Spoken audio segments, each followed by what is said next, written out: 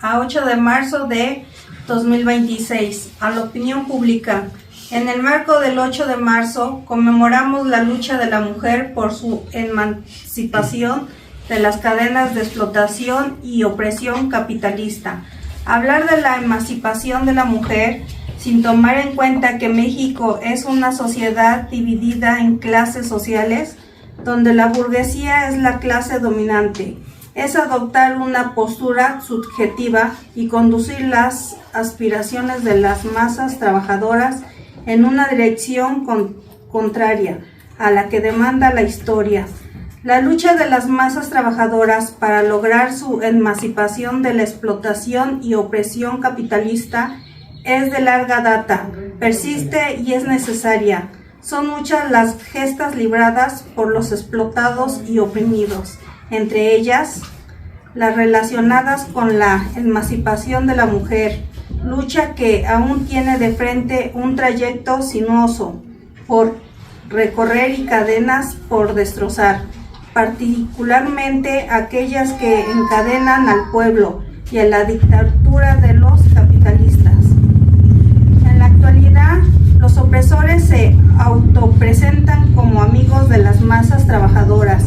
En realidad son los tiranos que desde antaño fustigan a obreros y campesinos, pobres y demás sectores populares.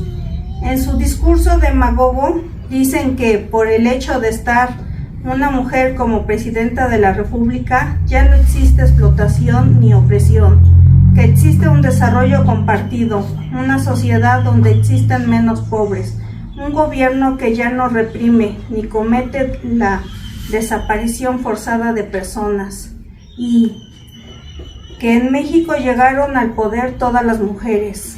La realidad es muy distinta a la que los gobernantes políticos de oficio, hombres del régimen y monopolios de la comunicación difunden como verdad absoluta. En México no existe democracia que sirva al pueblo, tampoco relaciones económicas que generen equidad ni mejores condiciones de existencia para las masas trabajadoras, mucho menos un gobierno que represente los intereses del pueblo en consecuencia de las mujeres explotadas y oprimidas. Lo que sí existe es un régimen de explotación y opresión capitalista, un puñado de oligarcas y burgueses que se someten a extenuantes jornadas de trabajo a las masas trabajadoras, donde ellas generan plus trabajo que el explotador con figura de empresario se apropia en forma de ganancia. También existe un Estado burgués que a punta de violencia defiende e impone los intereses de burgueses nacionales y extranjeros. La explotación económica que ejercen los capitalistas sobre los trabajadores del campo y la ciudad no depende del género o el sexo. Es una relación económica fundada en la propiedad privada sobre los medios de producción y la apropiación del producto, del trabajo no pagado a la fuerza de trabajo. En esa relación, los capitalistas o burgueses son los dueños de medios de producción. Al mismo tiempo, la clase social que se apropia de plusvalor que generan miles de millones de mexicanos, caracterizados por ser desposeídos. La condición de explotación económica en la que se encuentra la mujer proletaria y campesina pobre no ha cambiado. Como antaño, empresarios y oligarcas someten a arduas jornadas del trabajo a millones de obreras, al igual que en sexenios anteriores. A las trabajadoras del campo y la ciudad se les somete a condiciones precarias de trabajo. El salariado, sea hombre o mujer, vive en condiciones de pobreza y miseria. La ama de casa vive en las colonias y barrios populares de la ciudad. Sobrevive angustiada porque el ingreso familiar no alcanza para los gastos del hogar. La obrera no descansa y en su mayor parte de existencia se ve obligada por el hambre a cubrir horas extras o buscar un doble empleo. La trabajadora en el sector de servicios se resigna por necesidad material o percibir salario de hambre a cambio de prolongadas jornadas de trabajo y despersonalización. Y la campesina pobre carga en su existencia el peso de la eterna miseria, atraso científico, cultural. La opresión capitalista con la que se somete el pueblo a la dictadura de la burguesía no cambia en nada por el hecho de que sea mujer el opresor, y en la actualidad varios espacios de la estructura del Estado lo ocupan mujeres, y lejos de que la violencia de Estado en contra del pueblo haya desaparecido, se torna más violenta y retrógrada.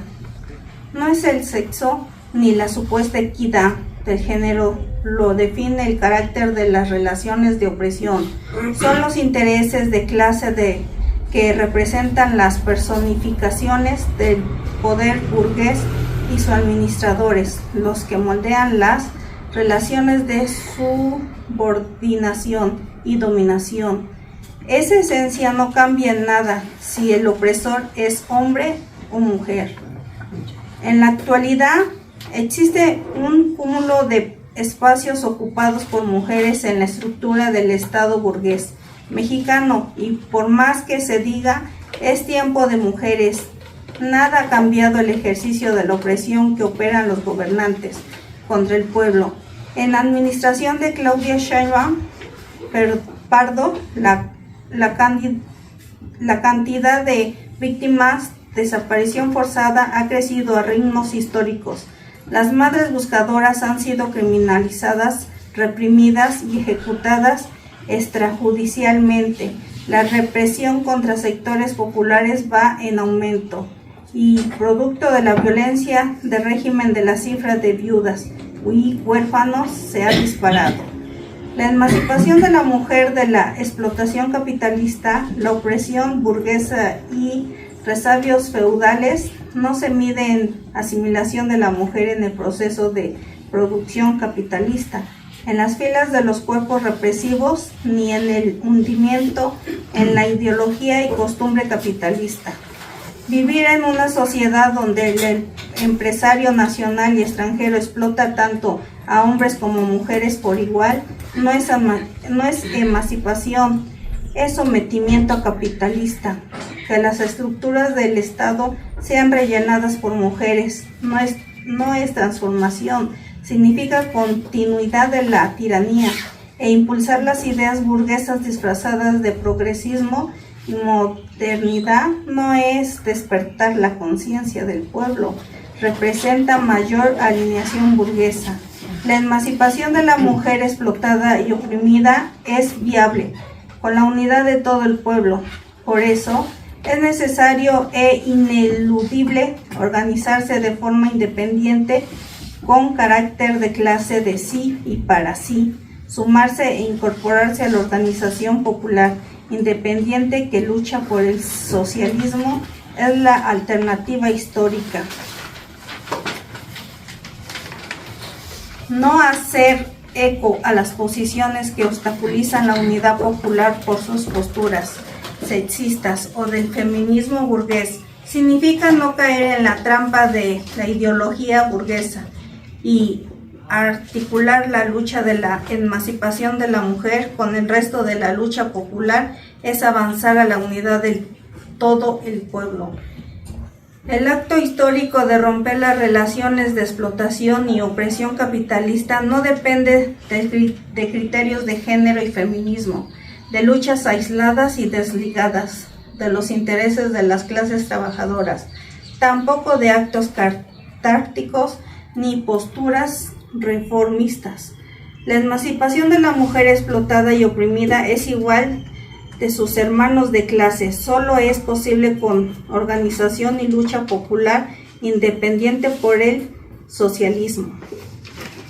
Atentamente por la unidad obrera, campesina, indígena y popular, Frente Nacional de Lucha por el Socialismo.